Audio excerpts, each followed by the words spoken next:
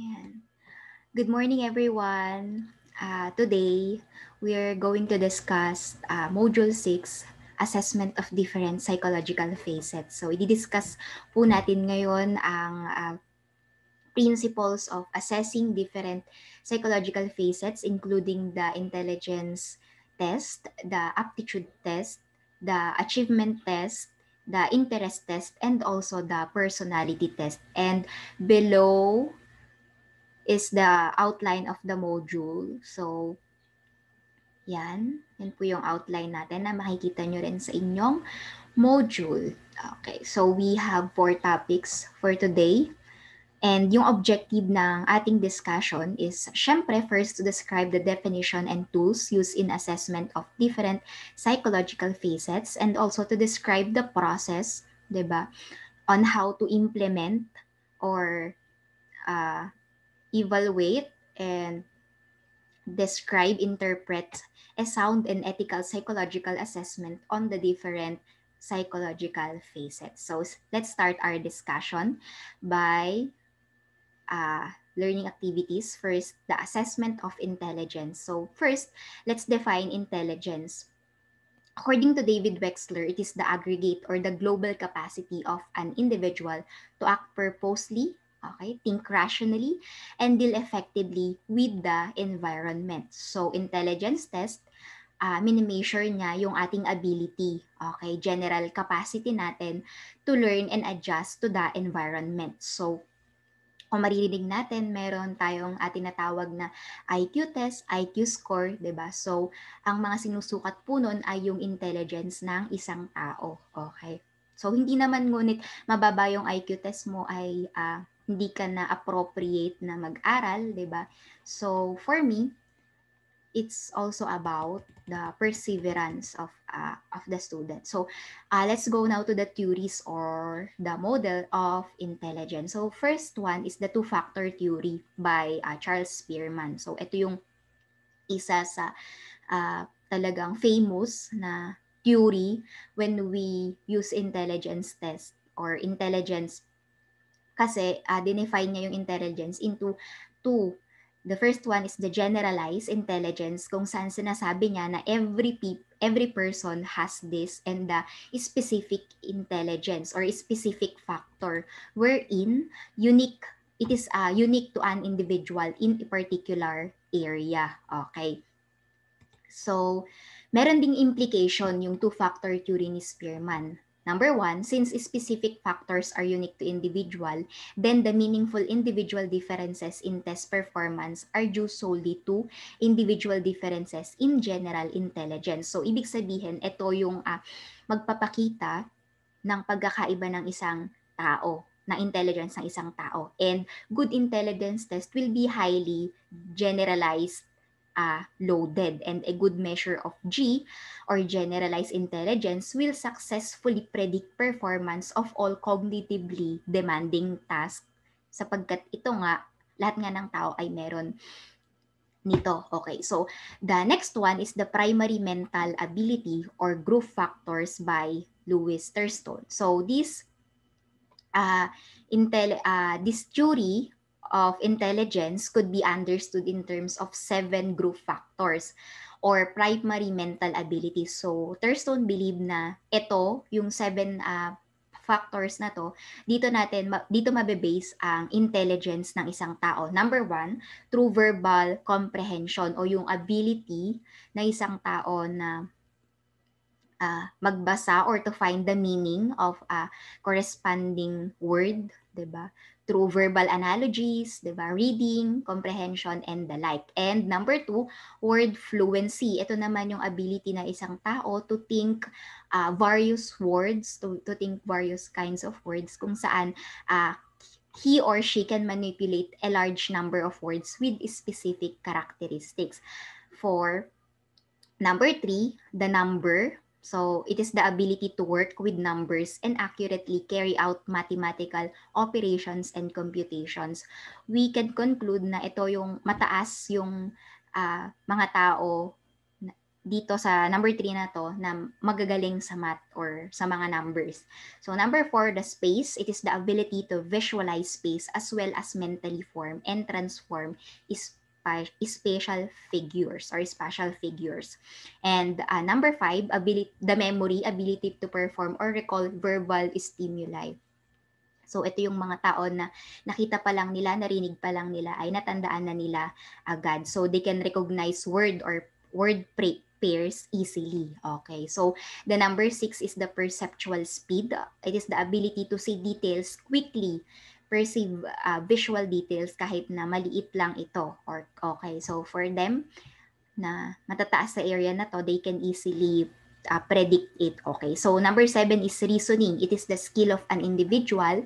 Sa writing to, inductive or deductive or arithmetic reasoning man ito. Okay, so implication natin dito sa ating sa theory ni Thurstone should be measured at the level of primary mental abilities and the measurement of a single general factor with obscure much of the information conveyed by the second factors. So the next one is the Fluid and Crystallized Intelligence by John Horn and Raymond Cattell. So madali lang to. Pag sinabing fluid intelligence, ito yung innate na sa isang tao, hindi niya to naaral sa school, 'di ba? Sabi dito, it is largely inherited, 'di ba? Sa parents, example, or relatives. And ano naman yung crystallized intelligence? It refers to individuals' acquired knowledge or skills sa school, for example, or by experiences. So, practically, it is called the factual knowledge of an individual. So the next one is the structure of intellect model by J.P. Guilford, wherein he proposes that intelligence is organized according to the 3 dimensions. The first one is the operation, what a person does. For example, reasoning and problem solving, diba? And number 2, contents, the material on which operations are performed. For example, figures, diba? Numbers. And number 3, the product, the form in which formation is stored and processed. For example, in unit, in class, relation, system, transformation, implications, and the like. So, the next one is the hierarchical tree-shaped model by Vernon, wherein G is the general cognitive factor, the VED is the verbal educational, and the KM is the practical mechanical spatial. So, yan. Mababasa po natin dito, in this hierarchical model of intelligence, the higher factor is on the tree, the broader, 3 po to na number na typo lang. It is or the wider the range of behavior that encompasses. So let's go now to hierarchical stratum model by Carroll. Number 1 is the G factor, wherein broad stratum as the next level, which includes the fluid intelligence, the general memory, auditory perception, cognitive speediness, crystallized intelligence, visual perception, and retrieval ability. Okay, so you can also read the implications of hierarchical three-stratum model for information processing model naman, or the IPM or triarchic theory by Sternberg. It was composed of componential intelligence. It is concerned with the how intelligent behavior is generated, diba? And so deals with the basic cognitive processes involved in knowledge acquisition and performance, and this also focuses on verbal reasoning ability. Okay, so componential yun. Kapag naman sinabi nating contextual, what behaviors are intelligent in a given context and on how the individual relates. So for example, it is the ability to buy goods at bargain prices or from suki, diba? So it's very contextual. And the other one, or the last one, is the experiential intelligence. It deals with when a given behavior is intelligent. So, it is the ability of an individual to adjust well to a new task. Okay, so very flexible siya kapag may binigay na task sa kanya, for example, di ba? And non-conventional theories of intelligence or the multi-theory, multi-intelligent, multiple intelligence theory by Howard Gardner, the linguistic, di ba? The musical rhythmic, the logical mathematical, bodily kinesthetic, existential, intrapersonal, interpersonal, spatial, naturalistic. Okay. So, the other one is the emotional intelligence theory by Goldman. So, these are the components: the impulse control, the self-esteem, self-motivation, mood management, and people skills. Okay.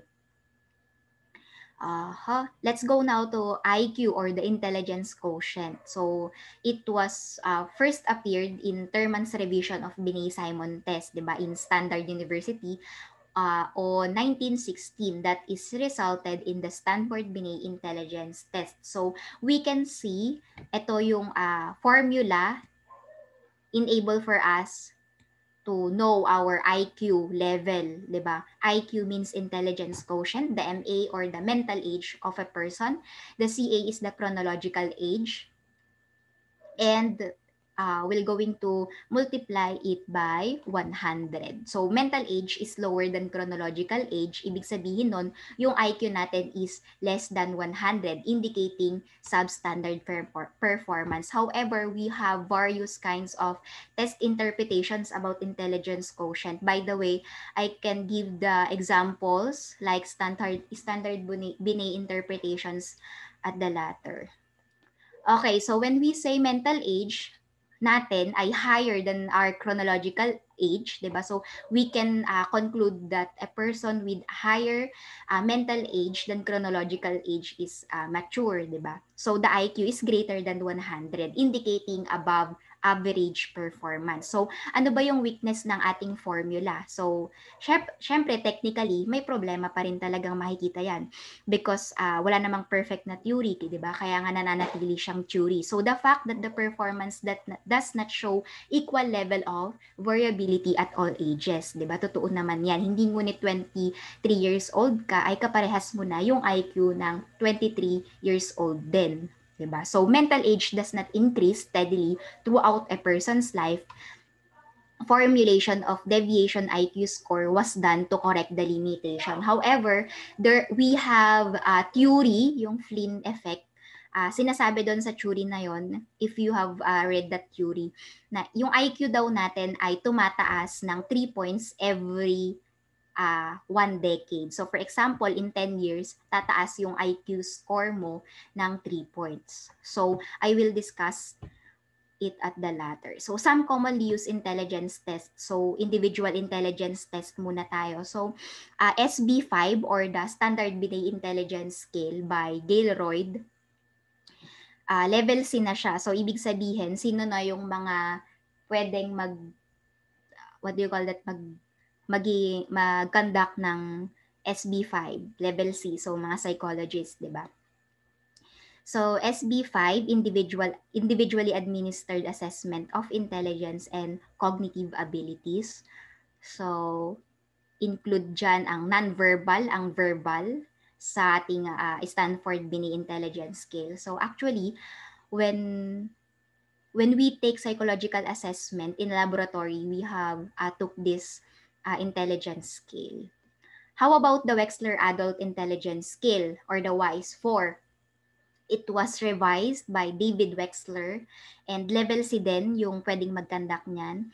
So it was developed to provide the most advanced measure of cognitive ability. So these are the components of the WISE-4, the verbal comprehension, perceptual organization, also the working memory, the processing speed, yan. And this also 4th edition. How about the Wechsler intelligence scale for children? So, practically speaking, this is for 6 to 16 years old and 11 months. Verbal comprehension index, visual, spatial, and the like, yung mga pwede nating i-measure through this WISC-5. So, Wechsler Preschool and Primary Scale of Intelligence, 2 years to 7 years old and 7 months yung pwedeng mag-take nito. How about the Slauson Full Range Intelligence Test, diba? By Steven Slauson. So, 5 to 21 years old naman yung pwedeng mag-take nito. So, let's go now to the Group Intelligence Test. So, the OLSAT or the Otis Lennon School Ability Test, we also took this test when we took psychological assessment laboratory. Yan. So, by Otis and Lennon. How about the purpose of OLSAT? To assess examinees' ability to cope with school learning tasks, diba? To suggest possible placement for school learning functions, and also para ma-evaluate natin yung achievement in relation to the talents of the students. Okay, so the MD5 or the Mental Ability Test by Davy and Co. We also took this, designed to assess mental ability quickly and easily over a wide range of educational and ability level in staff selection. Okay, so dito makikita natin na meron dong, sa test na to ay may involved na missing letters, hanapin more numbers or words represented by asterisk, yung mga ganun. So, designed to assess clients' ability to use logic and reasoning to solve cryptic problems. Okay, under time pressure siya. So, eto naman po, yung PKP o Panukat ng Katalinuhang Pilipino by Aurora Palacio. Ito yung ating standardized intelligence test na talagang ginawa ng isang test developer na Pilipino din, si Miss Aurora Palacio. So, ito din ay sumusukat ng ating intellectual ability, and this is for 16 years old and above. Okay, so it was based on Catel's fluid and crystallized intelligence. Okay, so how about the nonverbal? The CFIT is nonverbal intelligence test, also by Catel, diba? And the Raven Progressive Matrices, this is a nonverbal test, measure of intelligence. And it is for adults, 60 items for standard progressive matrices. Also, we have here yung sinasabi ko sa inyo kanina na interpretation ng ating score when we took the Wechsler scales or ang intelligence scale natin, wherein 130 and above, very superior, 120 to 129 superior, 110 to 119 high average. So, ang pag-interpret po ng ating intelligence quotient o ng ating IQ ay depende sa gagamitin natin na classification or interpretation of test. Okay, so let's go now to IQ interpretation for yung kanina ay kay Wechsler scale. Ito naman ay yung kay SB5 or yung kay standard Binet, which is 145 to 160, very gifted or highly advanced. 130 to 144 points is gifted or very advanced. 120 to 129 is superior, and 110 to 119 highly average, and the like. So intelligence testing interpretation of scores based on percentile. Okay. So, ito yon by Sir Argel Masanda. Ito po siya. By percentile po yan. Okay, so, yan. You can visit this on your module also.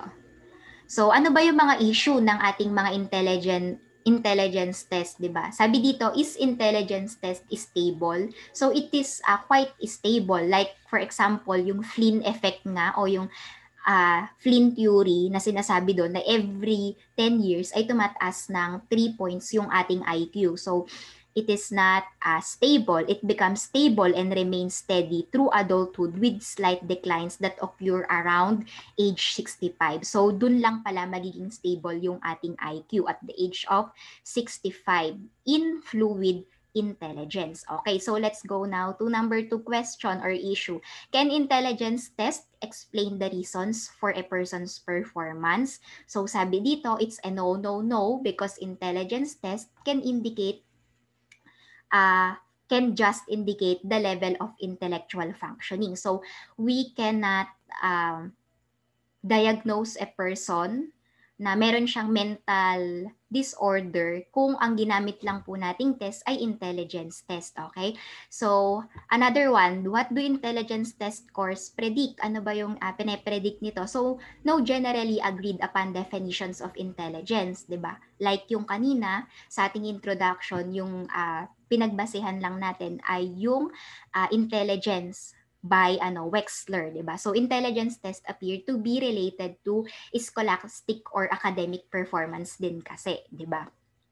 So it depends on its use and purpose of testing. So next one is intelligence hereditary. So we have many theories na sinasabi ito ay hereditary, meron ding hindi, like yung crystallized and fluid intelligence na diniscuss natin kanina, or it can be both. So another one, what comprise intelligence? Intelligence is not a single unitary ability but a composite of several functions. So very broad kasi pag sinabi nating intelligence, okay? Like multiple and emotional intelligence, di ba? So, is intelligence level fixed or modifiable? So, I already explained it. Okay, not fixed siya. What is the Flynn effect? Ito yung diniscuss ko kanina na according sa Flynn effect natin, increasing trend of IQ score due to improvement in nutrition, 'di ba? Or kaya naman test sophistication, 'di ba? Lagi mo na lang siya natatake yung for example, yung SB5, 'di ba? So magkakaroon tayo ng practice effect, 'di ba? Changes in educational opportunities, 'di ba? Or even parenting style. So there are various things na pwede nating i-consider. So tandaan po ulit natin, sa Flynn effect po, pangatlo ko na pong babanggitin, tumataas daw ang ating IQ point ng 3 points every decade or 10 years. So, let's go now to assessment of aptitude. When we say aptitude, it measures the specific innate abilities or individual's potential. So, dito, ito yung capacity ng isang tao to learn or perform. So, ibig sabihin, yung i-measure ng aptitude test ay yung what do you call this, gagawin pa lang o mangyayari pa lang, ipe-predict niya pa lang. So it is also designed to measure cognitive capabilities for thinking and reasoning, particularly logical and analytical reasoning abilities. So practically speaking, aptitude test, ginagamit ito during employment, 'di ba? So bago ka i-hire, yung employer mo pwede na mag-demand sila na mag-undergo ka muna in aptitude test. Okay, so yan, uses of aptitude test result, instructional, 'di ba? It can also help teachers adapt their curricula to the level of their students or to design assignments, 'di ba? Administrative for high school, 'di ba? Para malaman natin kung kaya ba or ma-emphasize ba natin yung given college preparatory program para sa isang estudyante. Also, we can use it in guidance and counseling. The counselors can also use aptitude tests to help students understand their own strengths and weaknesses and make realistic career life plans. Okay po.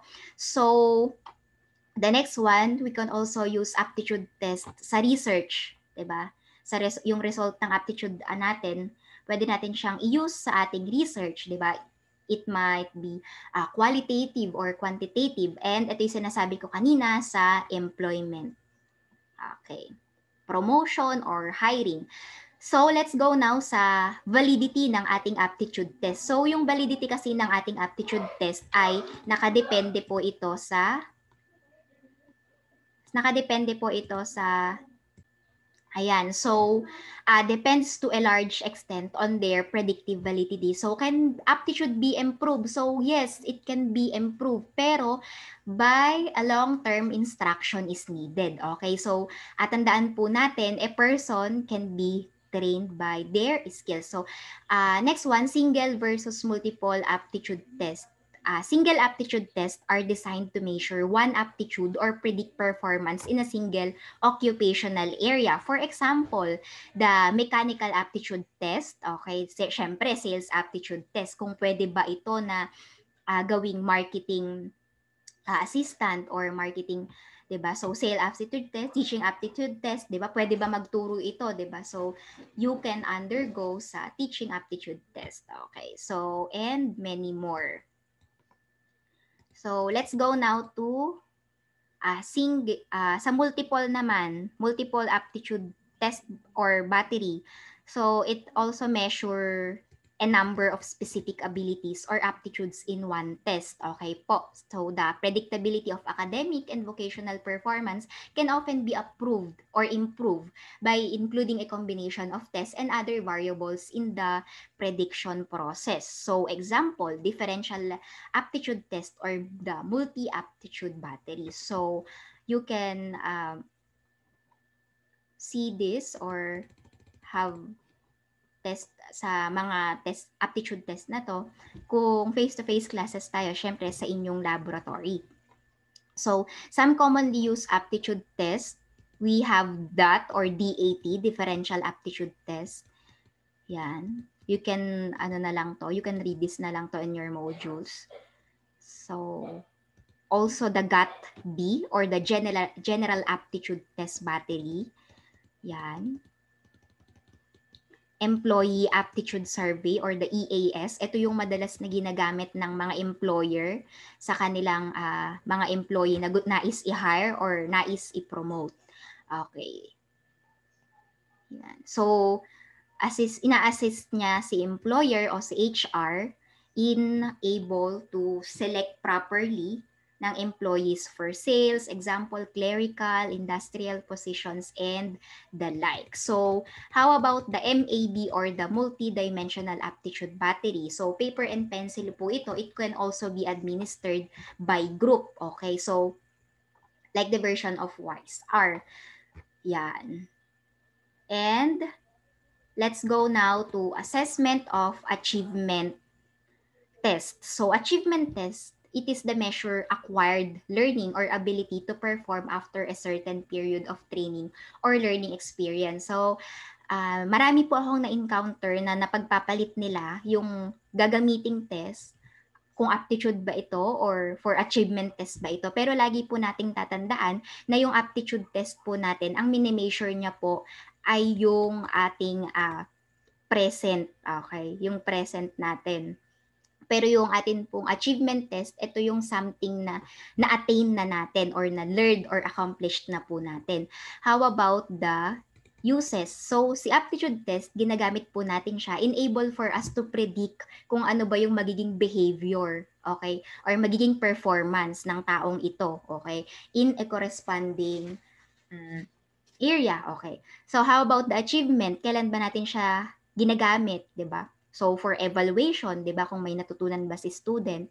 For the training also, after the training, after the webinar, di ba?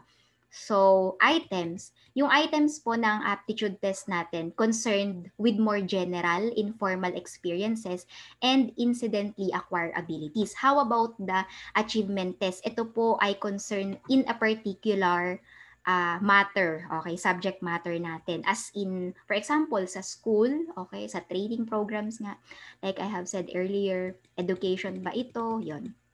Or halimbawa ba ng achievement test natin ay teacher-made test or yung mga exam? Okay, so makikita po natin yan mamaya.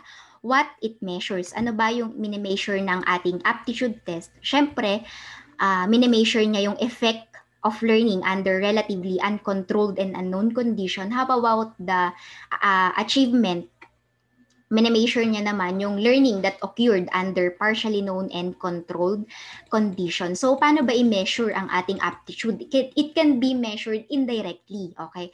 By evaluating incidentally or informally. Pero si achievement test, it can be measured directly. For example, through scholastic or course and job-oriented achievement test. So, tingnan lang po natin yung basis of history natin. So, yung ating aptitude test, practically speaking, start po talaga siya sa business or industrial organizational context. So mga HR, gumagamit sila kalimitan ng aptitude test, di ba? How about the achievement test? So, developed primarily in academic context po kasi ang achievement test natin, di ba? So, provided summative and formative evaluation of student progress, di ba? Kung may progress ba. So, we have notes here. So, what is important is the author's purpose and method of constructing the test. So dito, sabi dito, if the test purpose is predicting the future, practically, we are going to use aptitude test. How about if the purpose of the developer is to measure the recent learning? Syempre, ang gagamitin po natin is yung achievement test, even though it may be very successful predictive instrument. So yun, lagi natin siyang pakatandaan. So educational achievement tests are often better predictor of school marks than test of intelligence and special abilities but cannot completely replace them. Okay, so maging matalino po tayo sa mga gagamitin nating test in the nearest future pag pwede na tayong gumamit ng test. Okay. So, we have here types of standardized achievement tests. The number one is the test batteries, survey test batteries. So, dinedetermine niya lang po yung individual's general standing in various subject. Pag naman single subject survey test or the SST, more thorough evaluation, mas malalim na. Okay. So, the diagnostic test, identifying specific difficulties in learning a subject, 'di ba? Such as science, math, 'di ba?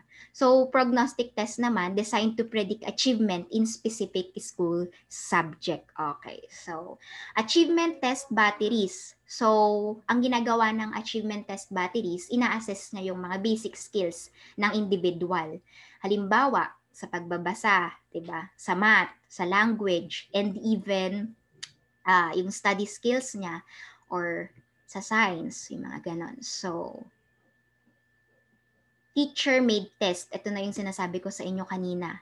They are more specific to a particular teacher, classroom, and unit of instruction, and more carefully constructed and has broader content coverage. That's why mahalaga na bago mag-exam, ina-announce muna kung ano ba yung coverage ng exam, di ba? So, more likely to reflect the current educational objectives. Kasi nga, bakit kailangan malaman ni student o ng examinee kung ano ba yung sakop o yung coverage ng exam? Kasi nga, we also consider content validity of the test. Okay. Teacher-made tests and standardized tests are complementary rather than opposing methods of evaluating achievement. Okay. So, pag sinabi nating Lake-Coben effect, ito yung very overestimated, 'di ba? Optimistic picture of student achievement. Okay, this is the reference to a mythical Minnesota town where all the children are above average. That's why we have this Lake Wobegon effect. 'Di ba? Kaya minsan kung yung parents nyo mataas yung expectation sa inyo, maybe they na pag-aralan nila tong Lake Wobegon effect na to or na-impluwensyahan nila sila nito. Okay. So, some achievement test, also the Math 8 or the Metropolitan Achievement Test. Okay. So, these are the descriptions. You can read this na lang on your module. How about the Stanford test? Stanford 10 or the Stanford Achievement Test. Okay. So, yan yung mga subs test and strands niya. So, let's go now sa assessment of interest and career development. So, this is second to the last. Sabi dito ni E.K. Strong, siya yung nag-develop ng Strong Vocational Interest Blank na ngayon ay tinatawag na nating Strong Interest Inventory. So, kailan ba kalimitan ginagamit ang interest or career development? Practically speaking, when we are in high school, fourth year kami noon when we took a test like interest test para malaman natin o magkaroon tayo ng prediction kung ano ba yung best or suitable course for you sa college, diba? So, we have two generic approaches in measuring vocational interest. The number one is the actuarial approach, diba? So, consistencies in interest data without necessarily explaining them. So, by the word actual or actuarial approach. Okay, so when we say trait and factor approach, nire-represent niya or ine-explain niya yung outline or substance of vocational interest. So we have here the nature of interest. So, strong defined interest as response of liking. It is learned effective response to an object or activity. Okay, so interest are typically related to persistence and satisfaction. You cannot say that you are interested sa pagbabasa kung hindi ka nag-e-enjoy sa pagbabasa. Okay, or hindi ka nakakakuha ng satisfaction sa pagbabasa. You cannot say that you have interest sa agriculture kung hindi ka naman mahilig magtanim, okay, or mahilig mag-alaga ng halaman, for example. So, dapat when we say you are interested into something, you have the persistency, the consistency, and the satisfaction of doing that kind of activity or performance. Okay, so, yun po. Some common interest inventory. So, the SII, yung that was developed by E.K. Strong, 'di ba? So the self-directed search, 'di ba? The career maturity inventory, the Brainerd occupational preference inventory, okay? So pakibasa na lang po ito. Even the occupational aptitude survey and interest scheduled aptitude survey. Okay, so these are the tests na malimit nating makikita talaga sa HR or sa human resources natin. Yan. Or sa mga nais alamin ang kanilang interest, 'di ba? So ano ba yung mga problem and issues in career testing? Syempre, it should be surveyed at various stages of development. Kasi nga po ang ating interest o ang interest ng isang tao ay maaaring mabago, 'di ba?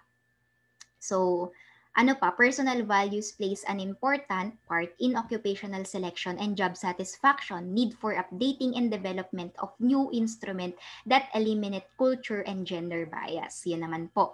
So, dapat mahalaga ang gagamitin natin in measuring interest or career test ay updated po na test. Okay. So, let's go now to our last topic, the personality, assessment of personality and adjustment.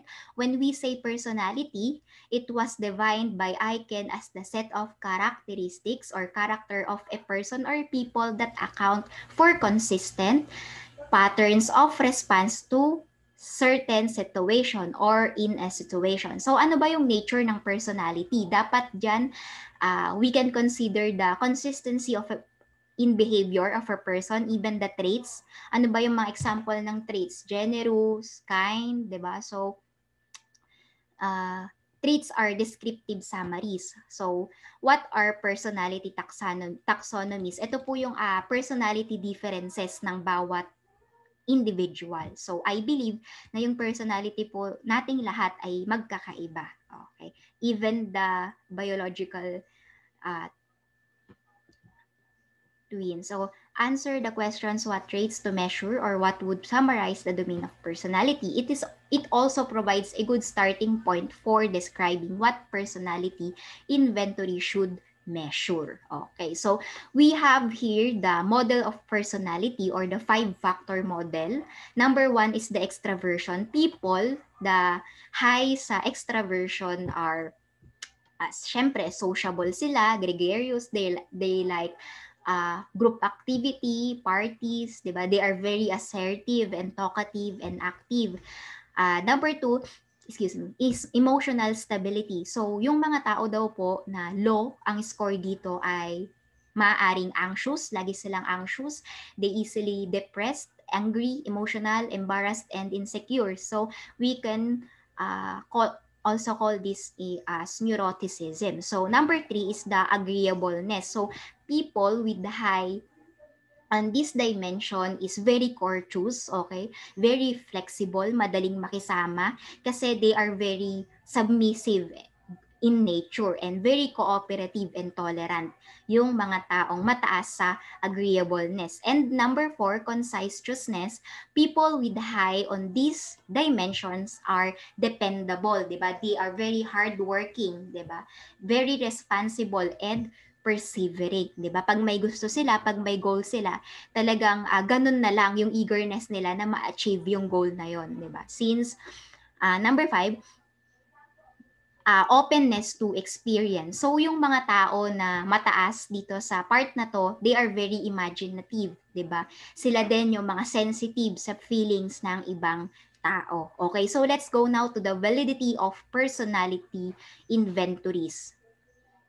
Okay. So, yan. Kapag po sinabi natin na ipsative, ibig sabihin nun ay forced choice format, 'di ba? Yung scores and yung norms ng personality inventories are particularly consisting of items na talagang mamimili ka, kailangan mong mamili, okay? So, pag naman sinabi natin also person score on one scale is affected by his or her scores on the remaining scale. Ibig sabihin, yung sinagot mo sa item 1, maaaring maapektuhan yung buong score mo or even yung sagot mo sa iba pang items. So, yan. We also have this commonly used personality test like the Myers-Briggs Type Indicator or the MBTI by Briggs-Myers and Briggs. So, ito po ay base sa Jung's ideas na type indicator. So, perceiving and judging in combination with different attitudes. So, ito pong testing natin na to ay dichotomous. Ibig sabihin, may pinagko-compare po tayong kinds of or types of personality. So, for example, extraversion versus introversion. Ay, hindi pala siya example. Ito talaga yung content niya. Sensing versus intuition. Thinking versus feeling. Judging versus perceiving. So, also, we have here the MMPI-2 or the Minnesota Multi-Basic Personality Inventory. It is designed to assess personality characteristics indicative of psychological abnormality. So, if the choices are true, false, and cannot say, used to diagnose and treat patients. Okay, so for ages 18 and above po ito, we can, these are the original criterion group. The hypochondriasis, the HS, the D is the depression, HY is the hysteria, PD is psychopathic deviate, MF is the masculinity or the femininity, PA is the paranoia, PT is the psychasthenia, SC is the schizophrenia, MA is the hypomania, SI is the social introversion, and kung mataas ka, for example, sa HY, ibig sabihin you have the you have the hysteria or the possibility to have a hysteria. Okay, so let's go now to the 16PF personality factor questionnaire or the 16PF by R.B. Cattell. Ito yung pinaka-famous na personality test ngayon, 'di ba? So, si R.B. Cattell naniniwala siya na yung scale natin or yung personality natin can be divided or can be constitute into 16, 'di ba? So these are the 16. So 3-point Likert scale siya that contains 185 items. So ano ba yung 5 global factors din na sinusukat ng 16PF? Number 1 is the extraversion, the anxiety, the tough-minded, the independence, and also the self-control. Okay, so yun po. And the next one is the California Psychological Inventory, third edition. It attempts to evaluate personality in normally adjusted individuals. So it has 20 scales and it is also divided into 4 classes. Class 1 is the poise, self-assurance, interpersonal effectiveness. The class 2 is the socialization, maturity, and responsibility. The class 3 is the achievement, potential, intellectual efficiency, and the class 4, which is the interest modes. Okay, so also the Guilford-Zimmermann Temperament Survey. We also have EPPS or the Edwards Personal Preference Schedule. Okay, so we have also the NEO-PI-R or the NEO Personality Inventory revised by Costa and McRae. So Yung domains or facets na sinusukat niya po or dinedescribe ng score na to ay ang neuroticism. So yung diniscuss ko kanina like anxiety, anger, hostility, depression, self-consciousness, impulsiveness, vulnerability, also the extraversion, the openness, the agreeableness, and the conscientiousness. So ang sinusukat po ng NEOPIR, tandaan po natin ay yung ocean, okay? O for openness, P for uh, C for conscientiousness, E for extraversion, A for agreeableness, and N for neuroticism. Okay, so let's go now sa Baron EQ. So it also measures the level of emotional and social functioning in adolescents and adults po ito. And it also consists of 60 items. So intrapersonal, pang sarili mong relationship sa sarili mo. Interpersonal, relationship mo sa ibang tao. Stress management, adaptability, and even your general mood. How about the children's problem checklist? Also, we have here 5 to 12 age range niya, yung pwedeng mag-exam nito or mag-take nito. Also, we have here the problem experiences checklist. For adolescents lang po ito. Requires only 10 to 15 minutes to complete, but we have 250 problems and troubling life events that are listed under the following events or places like school, yan, peers, family. How about the BPI or the Basic Personality Inventory? So this test is also designed to appraise a number of broad facets of personality and psychopathology, both within the normal population and those persons experiencing psychological distress. So BPI is very flexible because we can use it sa mga normal na individual or yung mga mentally challenged individual. Okay. So, sa interpretation po natin, malalaman naman natin if that individual is psychologically distressed or ano naman siya, mentally healthy. Ayan po yung mga description.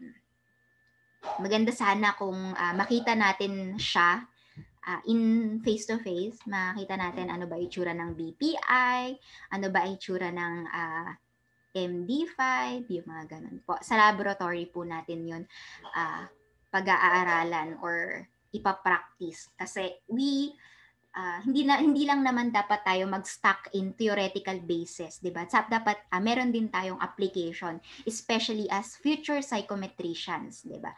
Kasi kayo yung mag-handle ng mga test, di ba? So, these also are the types of responses, bias responses na pwede nating i-describe in test development literature.